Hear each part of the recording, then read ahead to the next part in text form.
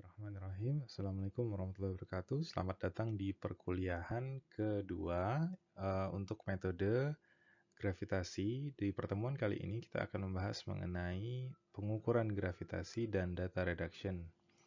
Nah, pengukuran gravitasi ini kita akan sedikit membahas mengenai apa alat yang kita gunakan dalam melakukan pengukuran gravitasi, teori apa yang diaplikasikan dalam pengukuran gravitasi tersebut, bagaimana proses pengukurannya, dan apa saja yang harus kita rekam ketika kita melakukan pengukuran statistik kecepatan umum atau perkiraan kecepatan pengukuran gravitasi ketika kita lakukan di lapangan.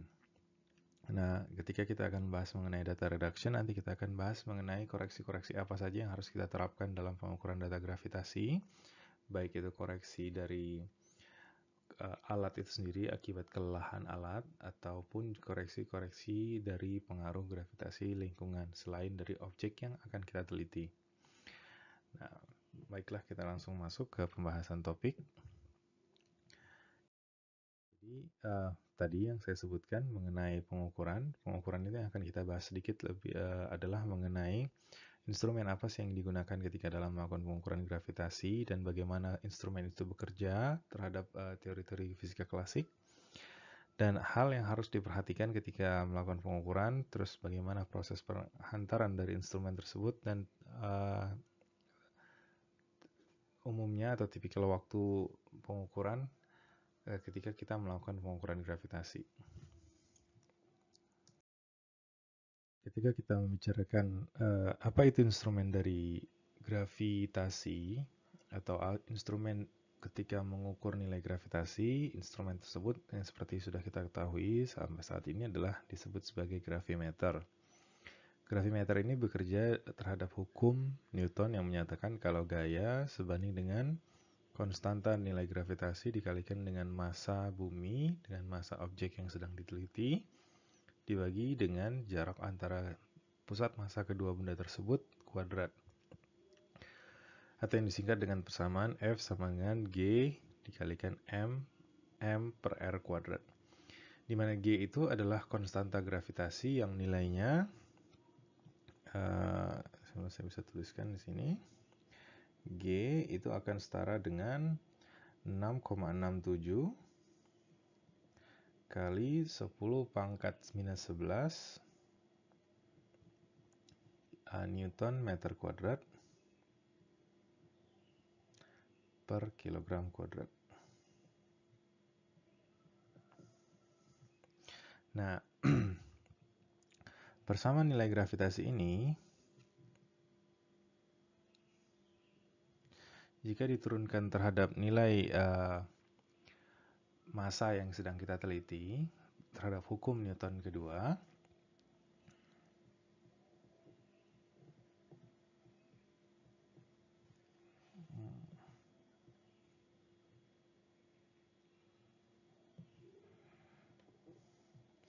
dinyatakan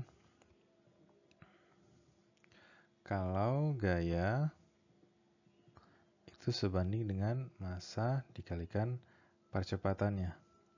Dalam kasus ini adalah percepatan gravitasi. Jadi bisa dikatakan G mm per R kuadrat setara dengan M G, di mana massa objek yang kita teliti itu bisa saling meniadakan.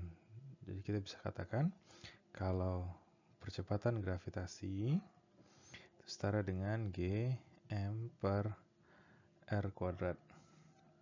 Ini disebut sebagai percepatan gravitasi atau gravitational acceleration.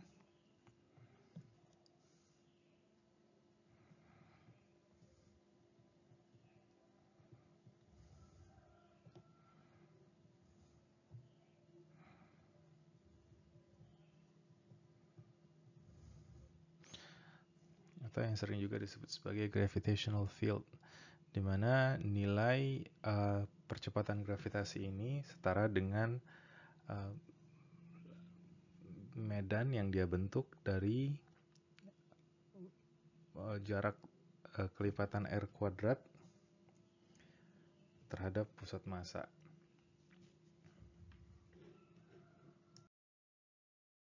Sebelum kita berlanjut mengenai pengukuran gravitasi itu sendiri, ada beberapa tipe dalam pengukuran gravitasi. Itu tipe pertama adalah pengukuran absolut gravitasi, yang kedua adalah relatif gravitasi.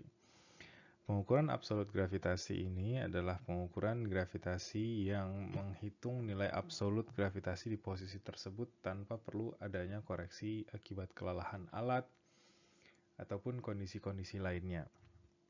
Tidak perlu ada koreksi-koreksi tambahan. Nah, alat yang umumnya digunakan untuk kondisi pengukuran absolut gravitasi di luar lapangan atau di luar lab itu yang sampai saat ini masih sering digunakan adalah A10 Portable Absolute Gravimeter Micro G Lacoste. Nah, untuk pengukuran nilai gravitasi relatif yang umumnya kita pakai dalam eksplorasi atau pengukuran lapangan di medium di lokasi-lokasi yang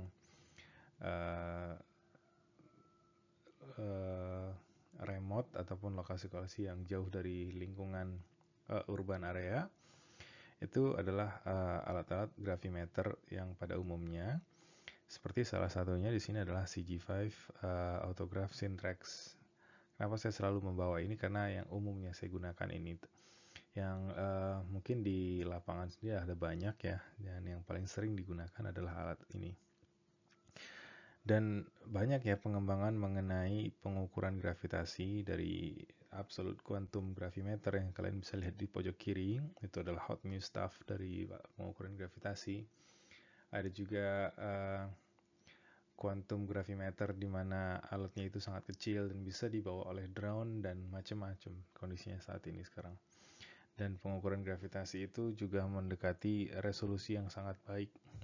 Kembali lagi, jika sensitivitas suatu alat itu semakin tinggi, maka data yang didapatkan juga akan lebih baik dan noise yang didapatkan juga akan lebih besar. Nah, kita harus menghilangkan noise-noise tersebut untuk mendapatkan data resolusi tinggi kita.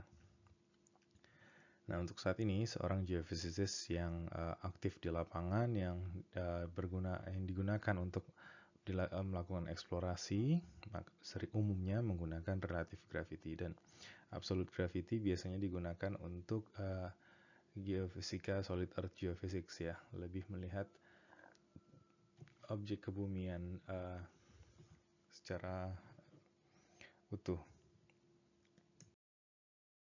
Seperti yang sudah saya sebutkan sebelumnya mengenai tipe-tipe pengukuran gravitasi, ada yang pengukuran absolut dan pengukuran relatif gravitasi. Sedikit perbedaan yang kita bisa lihat di sini. Untuk pengukuran gravitasi absolut itu bisa dikatakan adalah salah satu pengukuran yang relatively expensive. Dan pengukuran ini adalah mengukur nilai absolut dari percepatan nilai gravitasi. Jadi tidak perlu lagi adanya koreksi-koreksi terhadap kelelahan alat ataupun koreksi-koreksi lainnya. Nah, untuk mencapai kondisi ini, metode pengukuran absolut gravitasi bisa dikatakan adalah salah satu metode yang sulit dilakukan karena harus berada pada kondisi-kondisi tertentu, atau bisa dikatakan adalah berada dalam kondisi laboratorium atau laboratory condition. Nah, dan pengukuran gravitasi absolut adalah pengukuran yang lebih akurat dibandingkan pengukuran gravitasi lain. Nah, keakuratan ini hasil dari resolusi yang tinggi, yang seperti kita ketahui dari hasil resolusi yang tinggi dipastikan akan mendapatkan gangguan yang besar. Nah, kita harus menghilangkan gangguan-gangguan itu. Nah, yang sering digunakan dalam eksplorasi adalah pengukuran gravity secara relatif atau relative gravity. Pengukuran ini bisa dikatakan pengukuran yang relatively cheap, walaupun pada dasarnya satu alat Syntrax pada kondisi saat ini berkisar di angka 2M ya. Jadi termasuk salah satu alat yang dikatakan sebagai pengukuran yang murah di bidang geophysics exploration. Nah, sama metode gravity relatif itu juga mengukur nilai acceleration, tapi dia mengukur nilai acceleration dalam rentan relatif. Artinya perlu adanya koreksi-koreksi terhadap kelelahan alat dan pasang surut atau tidal correction dan lain-lainnya. Keuntungannya adalah pengukuran relative gravity ini adalah pengukuran yang relatively easy atau mudah dibandingkan dengan pengukuran absolute gravity, karena tadi untuk absolute gravity kita tidak hanya meletakkan alat di posisi tempat yang akan kita ukur, tapi kita harus mengkondisikan alat tersebut hingga pada kondisi primanya, yang artinya temperaturnya juga tidak boleh berada pada kondisi temperatur ekstrim, tidak boleh berada pada getaran-getaran lingkungan, tidak menerima getaran dari lingkungan dan lainnya. Sedangkan untuk relative gravity itu bisa menghadapi kondisi-kondisi tersebut, karena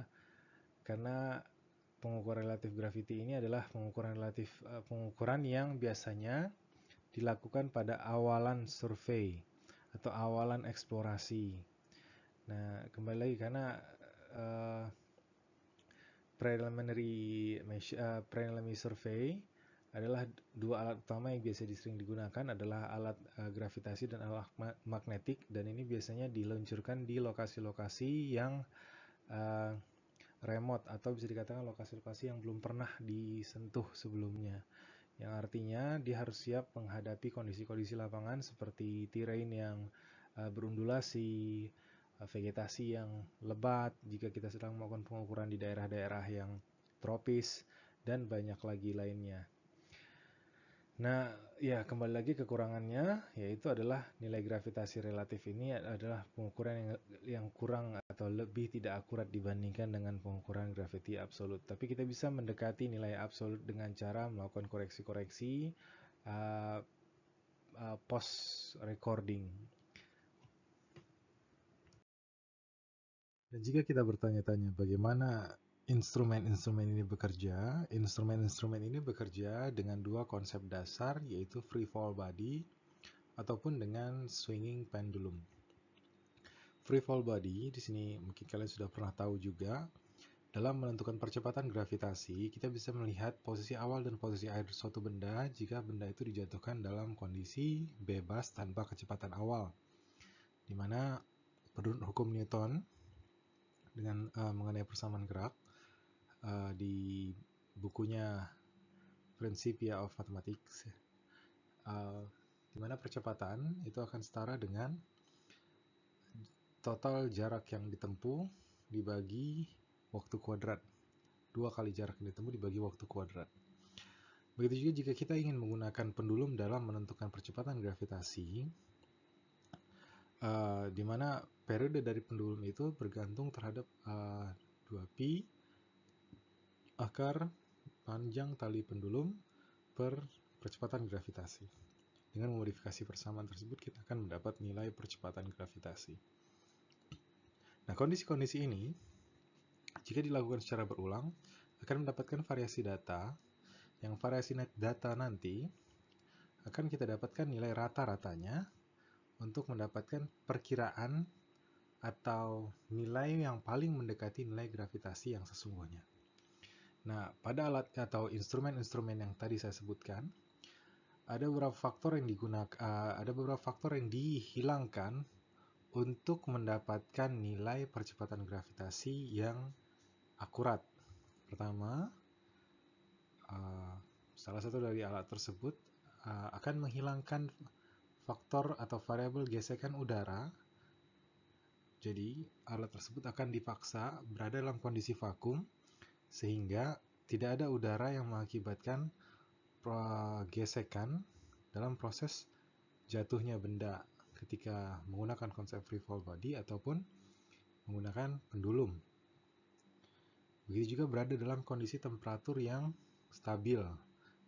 Temperatur yang stabil di sini adalah temperatur di mana partikel-partikel, walaupun dalam kondisi vakum pasti tetap ada partikel di dalam chamber tempat kita akan melakukan eksperimen free fall body atau swinging pendulum.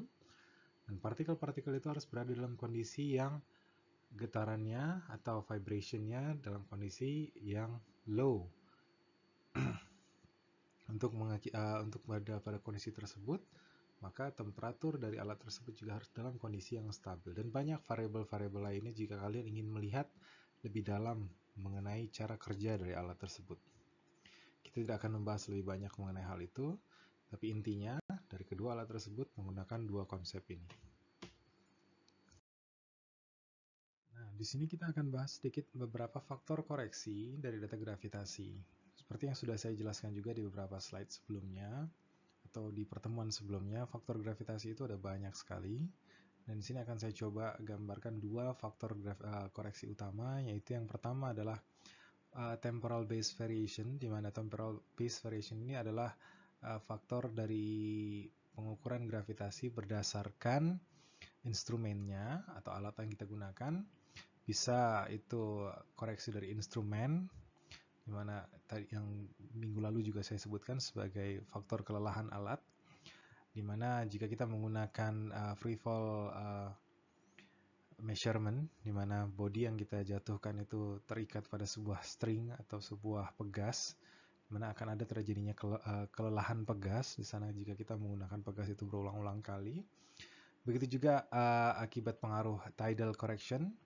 Di tidal correction di sini adalah pasang surut, yang kalau kita ketahui juga pengaruh dari pasang surut atau pengaruh dari gravitasi bulan dan matahari mengakibatkan adanya perubahan pasang surut air laut, dan pasang surut air laut itu juga perubahan gravitasi itu juga mempengaruhi sensitivitas pembacaan alat. Jadi kita juga harus memperhitungkan waktu pengukuran kita terhadap tidal correction. Begitu juga dengan spatial base variation. Di sini spatial base variation ini adalah koreksi yang diakibatkan oleh lokasi pengukuran kita. Baik itu longitude variation, longitude variation, elevation, di sini ada ketinggian titik pengukuran kita.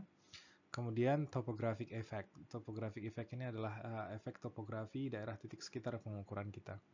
Nah, kita akan bahas ini sedikit demi sedikit. Di sini adalah faktor koreksi pertama, yaitu disebut sebagai instrumental drift atau kelelahan alat atau pergeseran nilai dari pembacaan di alat. Ini adalah sedikit gambaran data dari hasil pengukuran gravitasi di lokasi yang sama berulang-ulang selama waktu lebih dari 40 jam. Nah, terdapat perbedaan, pertama perbedaan nilai gravitasi yang bervariasi terhadap tidal correction, dan begitu juga secara garis lurus variasi ini juga berbeda karena dipengaruhi dari kelelahan alat di situ. Nah, kita untuk menghilangkan faktor drift correction ini menggunakan pola pengukuran yang akan kembali lagi ke titik pengukuran awal, yang sering kita sebut sebagai daily base station atau base station harian.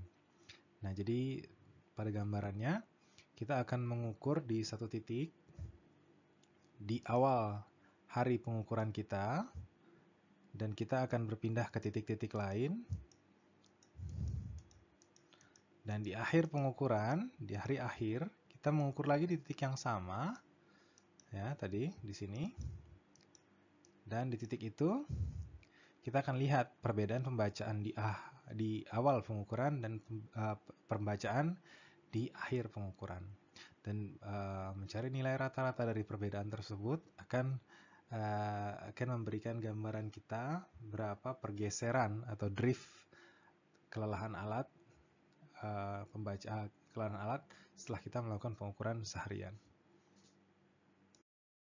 Nah, ini adalah gambaran bagaimana kira-kira survei gravity itu dilaksanakan. Jadi di sana ada titik start awal, base station kita melakukan pengukuran di base station kita. Terus kita ke station 1 atau station tempat titik pengukuran gravitasi kita, lanjut ke station 2, station 3, 4, dan seterusnya sampai ke station terakhir kita. Mungkin dalam satu hari kita bisa mengukur sampai 16 station, dan kita akan kembali lagi ke base station dan melakukan pengukuran lagi. Itu yang tadi saya sebutkan, pengukuran di base station di awal pengukuran hingga pengukuran base station di akhir pengukuran, atau disebut sebagai mengunci base stationnya. Setelah kita membahas sedikit mengenai pengukuran dari alat-alat gravitasi, dapat sekarang kita lihat beberapa perbedaan pembacaan nilai gravitasi dari titik pengukuran di permukaan bumi. Pada dasarnya, kita mengetahui kalau bumi tidak berbentuk bola sempurna seperti yang kita ketahui, tetapi terdapat pemipihan atau jarak yang berbeda antara jari-jari yang dibentuk dari pusat bumi ke kutub bumi dengan dari pusat bumi ke ekuator. Seiring dengan perpindahan posisi titik pengukuran kita dari ekuator ke kutub sepanjang jalur longitudenya, maka jari-jari pun akan berbeda.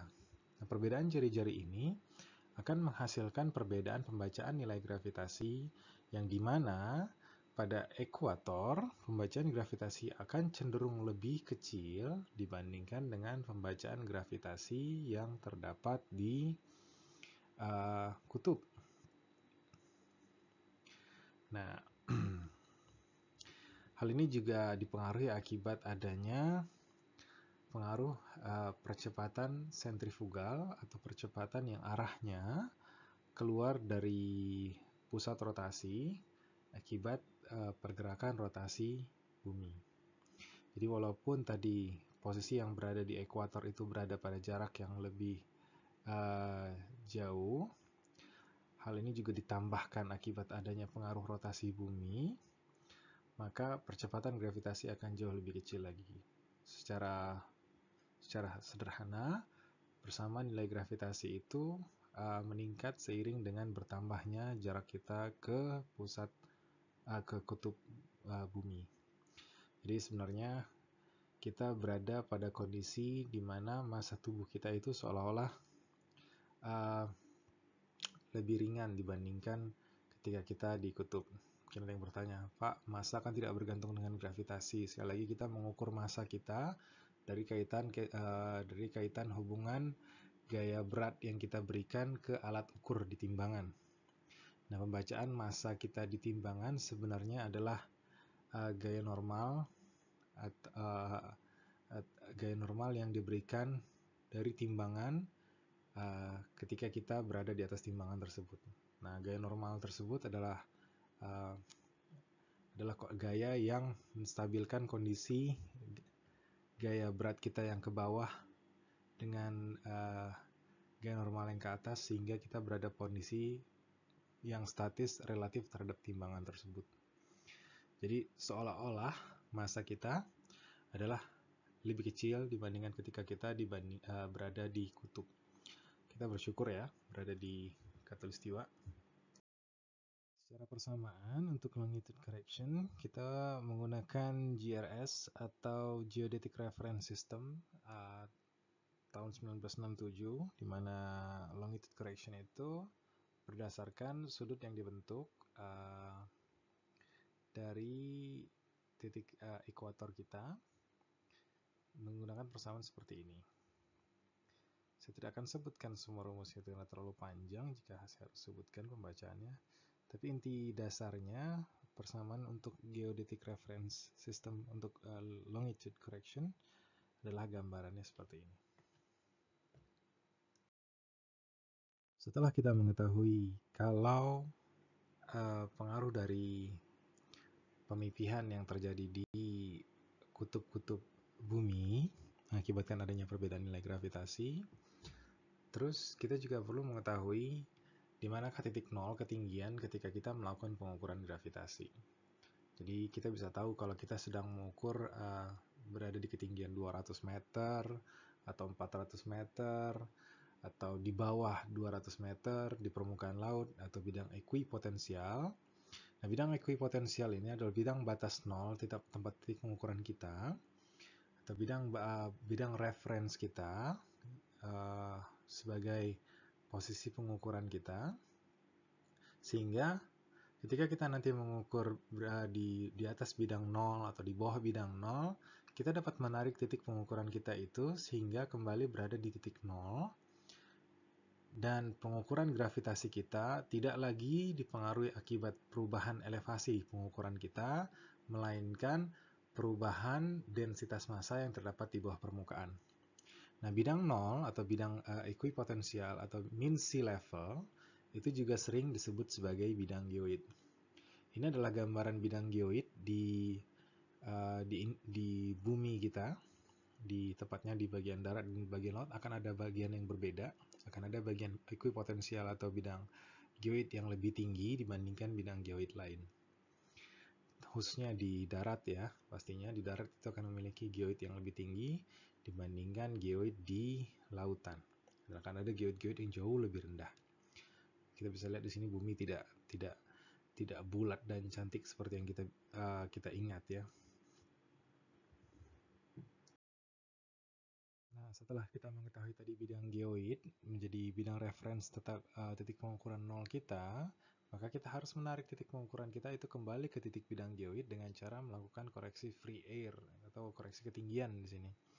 Nah, misalkan kalau di gambar A, kalau titik pengukuran kita itu adalah di titik tersebut, kita akan menarik titik pengukuran kita itu kembali ke titik geoid dengan cara melakukan koreksi free air, di mana free air itu dapat dihitung dengan persamaan CF, di sana persamaannya 3,086 dikalikan ketinggian. Setiap 4 cm kenaikan ketinggian dari titik pengukuran kita itu akan menambahkan sekitar 0,01 mikrogal kalau nggak salah. Nah, pastinya sangat berpengaruh jika kita melakukan pengukuran yang sangat tinggi ataupun di posisi yang sangat rendah. Nah, kita harus menghilangkan variabel pengaruh dari ketinggian terhadap pembacaan gravitasi. Karena kita ingin melihat perbacaan gravitasi itu, perbedaan nilainya diakibatkan oleh benda yang di bawahnya, bukan dari ketinggian pengukuran kita. Setelahnya, dari free air correction, kita melakukan koreksi lanjutan, yaitu disebut sebagai Boger correction, di mana koreksi ini adalah bertujuan untuk menghilangkan massa dari daerah di atas titik datum, di atas titik bidang geoid ataupun di bawah bidang geoid akibat pengaruh dari titik pengukuran kita tadi. Jadi kalau kita lihat tadi, free air correction itu adalah menarik titik pengukuran ke titik geoid. Nah, Boger correction itu adalah menghilangkan pengaruh massa dari ketinggian tersebut. Nah, jadi kalau kita lihat di gambar B, itu kita hanya menarik titik pengukuran kembali ke bidang geoid. Di titik C, nah bagian yang di atas bidang geoid di situ akan dihilangkan. Nah, itu adalah Boger correction, di mana Boger correction punya persamaan seperti di gambar yang di ruas kiri adalah 0,00419 dikali perbedaan ketinggian terhadap datum ataupun bidang geoid kita dikalikan densitas dari bidang geoid tersebut, di atas bidang geoid tersebut. Entah itu kita berada di batuan andesit kah, atau berada di atas di daerah sedimen kah. Nah, itu menjadi faktor Boger correction kita. Nah, di sini akan kalian bisa lihat pengaruh dari topographic effect atau biasa sering juga kita sebut sebagai terrain correction. Adalah koreksi dari titik pengukuran kita terhadap lingkungan tempat kita melakukan pengukuran. Seperti yang kalau dicontohkan di gambar yang paling atas, gambar yang pertama yang di atas, jika titik pengukuran kita itu berdekatan dengan suatu gunung yang di ruas kirinya, maka gunung tersebut akan menghasilkan tarikan massa yang mengakibatkan pembacaan nilai gravitasi kita tidak sesuai dengan pembacaan atau perbedaan nilai gravitasi yang diakibatkan oleh massa atau body yang terdapat di bawah permukaan atau di bawah titik pengukuran kita. Melainkan pembacaan gravitasi itu berbeda nilainya diakibatkan oleh massa tersebut. Begitu juga jika titik pengukuran kita itu didekatkan pada daerah yang memiliki mass deficiency atau kehilangan massa, seperti dicontohkan di gambar yang di bawahnya kalau kalian lihat. Nah, massa yang tidak ada atau kekosongan tersebut juga akan menghasilkan negative gravity yang mengakibatkan pembacaan gravitasi juga berbeda dari kondisi aslinya. Nah, bagaimana cara menghilangkan mass deficiency atau mass excess dari data di sekitar titik pengukuran? Itu kita bisa lakukan terrain correction dengan mengukur atau mendeteksi ketinggian atau kedalaman daerah di sekitar titik pengukuran. Nah, topographic effect atau terrain correction ini dilakukan ketika kita melakukan processing data tentunya. Datanya tersebut didapatkan dari ketika kita melakukan survei, kita melihat daerah titik pengukuran survei kita, di sekitar titik pengukuran survei kita. Apakah di sekitar titik pengukuran survei kita terdapat lembahkah, ataukah terdapat gunungkah, dan itu perlu dicatat dalam informasi pengukuran pada titik tersebut, yang nantinya berguna dalam koreksi terrain. Nah, ini juga bisa dimasukkan dalam diagram Moch. Diagram Moch itu adalah diagram yang menunjukkan arah mata angin dan jarak titik pengukuran kita terhadap benda-benda di sekitar titik pengukuran dalam skala-skalanya tersendiri. Walaupun tidak terakhir ya, ini sebenarnya adalah koreksi-koreksi dasar yang umumnya dilakukan ketika kita melakukan pengukuran gravitasi terestrial, yaitu adalah pengkoreksian terrain tadi yang kita sebutkan menggunakan hammer correction. Nah, di sini adalah ring, di mana ring titik pengukuran kita atau observation point yang kalian bisa lihat di gambar di sini. Ini adalah titik pengukuran kita. Kita melihat ring-ring di sekitar titik pengukuran. Ada ring yang pertama E, ring yang kedua F, ring yang ketiga G, ring yang kelima adalah H. Itu adalah jarak dari titik pengukuran kita dengan lingkungan di sekitarnya. Nah, di sini kalau kita lihat ada variasi topografi atau variasi elevasi, di mana semakin menjauh dari titik pengukuran kita terdapat adanya peningkatan elevasi atau berada mungkin di sekitar gunung di titik pengukuran kita. Nah, ini akan menjadi faktor koreksi kita. Jadi nanti ketika kita melakukan terrain correction, maka kita harus membuat tabel terrain correction kita, baik dari jarak terdekat hingga jarak terjauh dari titik pengukuran. Dari itu kita bisa mendapatkan free air anomaly, di mana free air anomaly atau perbedaan nilai anomali free air itu didapatkan dari GOPS atau gravitasi dari data observasi hasil pengukuran kita, yang mungkin telah dikoreksi dengan koreksi drift dan tidal correction, ditambah koreksi dari free air tersebut dikurangi dari gravitasi longitude atau latitude.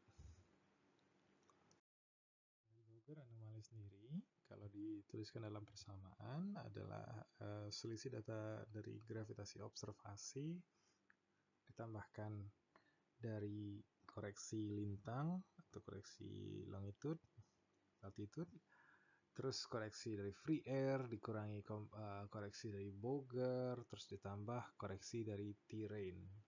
Itulah mengenai anomali Boger. Sekian dulu pembahasan kita atau pembelajaran kita mengenai pengukuran dan pengkoreksian data gravitasi. Dan pastinya banyak hal yang tidak saya bahas di sini karena waktu yang tidak memungkinkan dan juga kemampuan perekaman yang tidak memungkinkan di komputer saya. Dan sisa waktu dari perkuliahan ini saya harapkan kalian bisa menggali sendiri apa saja koreksi-koreksi dari data gravitasi yang pastinya tidak akan bisa terangkum semua walaupun kita menyelesaikan perkuliahan ini selama 16 pertemuan. Di sini peranan kalian untuk menjadi mahasiswa yang aktif untuk menggali ilmu tersebut, karena sekali lagi saya sebagai pengajar juga tidak akan mampu memberikan semua ilmu pemahaman saya melalui slide, dan perkuliahan ini juga dilaksanakan secara jarak jauh. Terima kasih atas perhatiannya. Assalamualaikum warahmatullahi wabarakatuh.